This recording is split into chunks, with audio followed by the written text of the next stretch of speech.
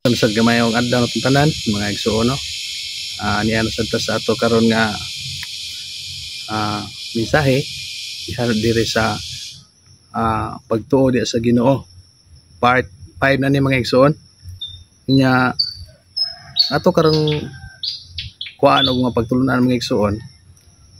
Kini na sang pagtuo, mental assent versus heart faith.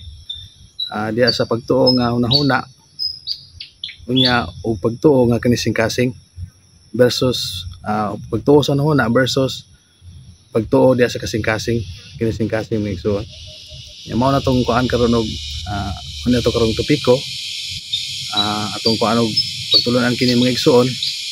Mubasa tag usa ka teksto diri sa Marcos 11:23 ngadto sa 24. Nagaingon diri mga igsuon, sapagkat tinuod nagaingon ako kaninyo, bisan kinsa nga magaingon niining bukid, bahawa ka og lumayat ka sa dagat, og dili magduduha sa iyang kasing-kasing, apan motuo nga ang iyang ginagingon mahimo siya makabaton niini. Tungod niini magaingon ako kaninyo, ang tanang mga butang nga inyong iampo og pangayoon tuhui nga inyong nadawat sila og makamo makabaton kanila. So tinaw mga igsuon nga mutuo ka sud sa imong kasing-kasing kinising-kasing gayud, bisan pa ang bukid mapahawa nimo, muadto ngadto sa dagat, mulayat, pinagi sa imong kinising-kasing nga pagtuo nga wala gi pagduduha. Unya sa 24 nag-ingon nga sa tanan ninyo igampo tuhui nga inyo na kini nga nadawat ug kamo makadawat gyud niini sa kinising-kasing mga igsuon. So mao ni karon atong kuan og uluhan kining Marcos 11:23 ngadto sa 24. Unya atong kuan og base ang mental assent o kining pagtuo diya sa hunahuna sa ulo o pagtuo diya sa kinising-kasing. Atong unahon ang diha sa pagtuo sa hunahuna, pagtuo ni Tomas o versus sa pagtuo ni Abraham. Mao ni karon ato ang kuan og base mga igsuon kung unsa ang pagtuo diha sa kinising-kasing o pagtuo diha sa hunahuna. Kay laban karon mga igsuon, laban sa tao karon ang pagtuo naagig kalabanan sa hunahuna. Kanang nutuo ta sa atong feelings, dili na ang pagtuo diha sa Ginoo mawala na tungod kay atong gituan mga igsoon kanang mga butang ato ging makita. Sama sa pagtuo ni Tomas nga wag siya motuo si Ginoong Jesucristo nga gilansang sa cross. Ingon siya nga usa siya motuo kung makita niya nga ang si Ginoong Jesucristo, makita niya ang kamot nga dunay gilansangan, unya ang kilid po dunay dinuslakan sa espada. Basahan nato diha sa Juan 20:5. Sa Juan 20:5, busa ang ubang mga tinunan miingon kaniya, kami nakakita sa Ginoo. Apan siya miingon kanila, gawas kong makakita ko sa iyang mga kamot ang agi sa mga lansang, ug ikulkog ko ang akong tudlo sa agi sa mga lansang, ug ikahinol ko ang akong kamot sa iyang kilid, dili ako mutuo. So, si Tomas ang iyang pagtuo mga igsoon, siya mutuo kung makita gid niya. Lahi ihang pagtuo ni Tomas. Usa siya mutuo nga si Ginoong Jesucristo tinuod nga gilansang kung ang kamot nga nilansangan iyaging matuslok ang iyang kamot. Ang kamot ni Tomas ngadto sa kilid po ni Ginoong Jesucristo. Mao na ihang pagtuo mga igsoon. Ug karon si Ginoong Jesucristo sa diha nga nagkatigaw na sila sa pagbalik mga igsoon, nagpakita lagi si Ginoong Jesucristo ni Tomas. Ug diha mabasa nato sa Juan 20 28 ngadto sa 29. Ingon dire Juan 20:28-29. Sa diha nga si Ginoong Jesucristo nagpakita na. Ningon dire mga igsoon, si Tomas mitubag ug mingon kaniya, Ginoo ko ug Dios ko. Si Jesus mingon kaniya, tungod kay ikaw nakakita kanako, mituo ikaw. Bulahan kadtong wala makakita apan bisan pa na nagpanuo. So ningon si Ginoong Jesucristo sa diha nagpakita na. Tung iatras dire sa unahan mga igsoon dire sa 26 para masabtan na to. Ningon dire, masabtan na to bang si Ginoong Kristo nagpakita na. Og sa tapos sa 8 ka adlaw didto na usab ang iyang mga tinunan sa sulod, ug si Tomas uban kanila, samtang ang mga pultahan tinakpan. Si Jesus misulod og mitindog sa taliwa nila og miingon, kaninyo ang pakigdait. Unya miingon siya kang Tomas, iabot nga re ang imong tudlo ug tan-awa ang akong mga kamot, ug iabot nga re ang imong kamot ug ihinol sa akong kilid, ug dili ka magduduhaon kun dili matinhuon. Mao to sa 28 ingon di si Tomas mga igsoon. Si Tomas mitubag ug miingon kaniya, Ginoo ko, Dios ko. Usa siya nituo nga iya naging natuslok ang katong iyang tudlo nga to sa samad ni Ginoong Kristo. Nituo na si Tomas kay nakita na maginiya. Mao to ningon si Ginoong Kristo sa 29. Si Jesus miingon kaniya, tungod kay ikaw nakakita kanako, mituo ikaw. Bulahan kadtong wala makakita apan bisan pa nagapano. So bulahan kita mga igsuon nga wala makakita nga nagapano. So mao ang pagtuo ni Tomas sama karon panahon na mga igsuon, ang realidad nga ang tao karon laban usa na mo tuo kung makakita, di ba?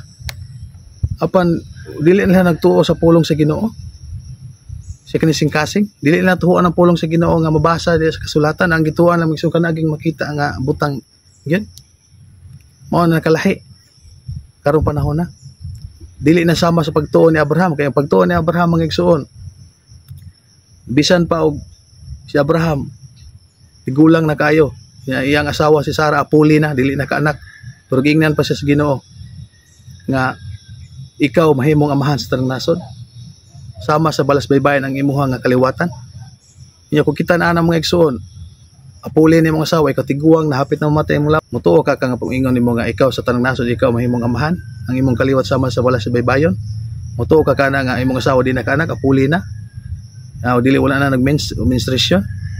Mutuo ka kana mong sunapan si Abraham wala gi magduduha. Tungod kay gisulti ka na sa Ginoo, iya gayud nga gi tuhuan siyang kinisingkasing mga igsuon. Mao na nakalahi sa katumas. Kay katumas sa minsan tuo nga nakakita na pan si Abraham mga igsuon. Mintuo siya sa pulong lang sa Ginoo.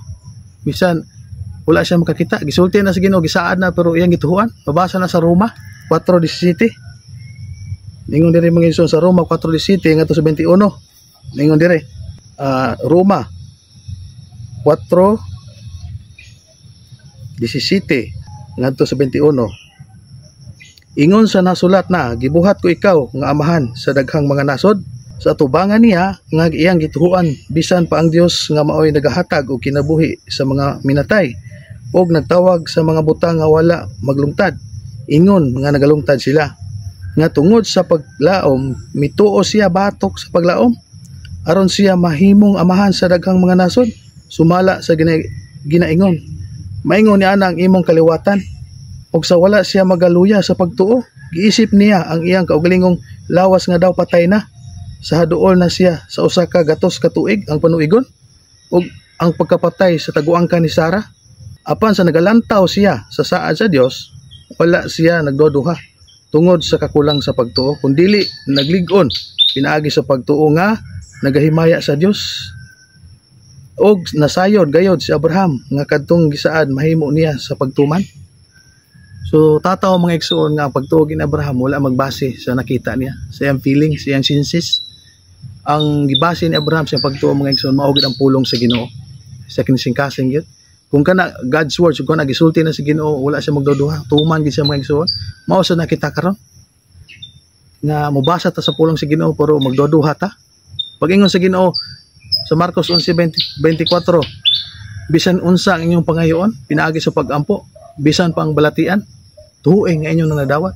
Apan kita mga igsoon magduduha ta kung mutuo ba tao, madawat ba nato mga butang?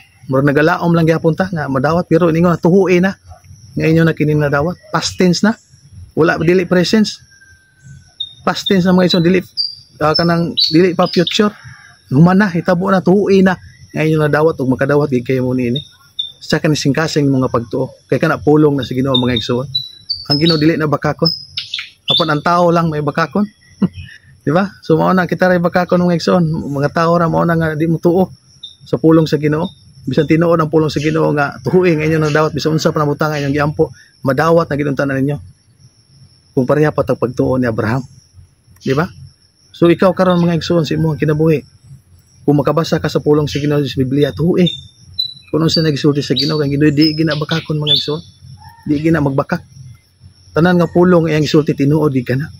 Mao na nga sa kinabuhi ni Abraham, kung imong tanawon gituhuan ni Abraham ang pulong sa Ginoo, pero sa tinuod mga igsoon, nahitabo gayud siyang kinabuhi.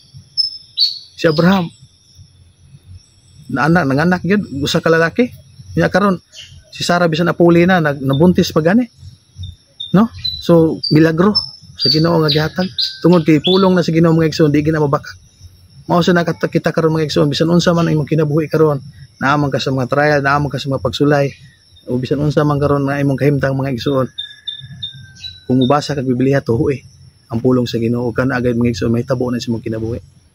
Mao na nga ako ikadasig mga igsoon dinhi sa ato nga pagwali nga nanghinaot ako nga ang tanan nga makapaminaw, makadungog sa maong mensahe sa Ginoo mga igsoon, mabago ilang kinabuhi, adunay pagtununan nga makuha. Kaysa adlaw-adlaw mga igsoon, daily life na to adunay mga trials ang kinabuhi. Unya kana mga igsoon, ang Ginoo ra gyud mo pahiluna sa tanan. So mao na sa hamubo na to nga mensahe, nanghinaot ko nga kamo mga igsoon magsunod gayud ni ato nga mensahe mga igsoon, masabtan gid ninyo gikan sa part 1 andad sa karon amta sa part 5. Sundi lang ganyo mga igsoon. Support lang mo sa ako nga pagpaningkamot sa atong pagmensahe mga igsoon. Tabangan ta sa Ginoo nga kitang tanan magkahiusa, nga kitang tanan mga igsoon makaadtog langit. Dili ta mag-iya mga igsoon kundi maningkamot ta tinabangay ta sa usa matud pa sa Galacia 6:2 nga magingay kamo sa tanang kabugat ug kana natuman yung kasuguan ni Kristo. Mao na, daghang salamat inyong mga igsoon. Ang Ginoo mag-auban gyapon kanatong tanan. Hallelujah, praise the Lord.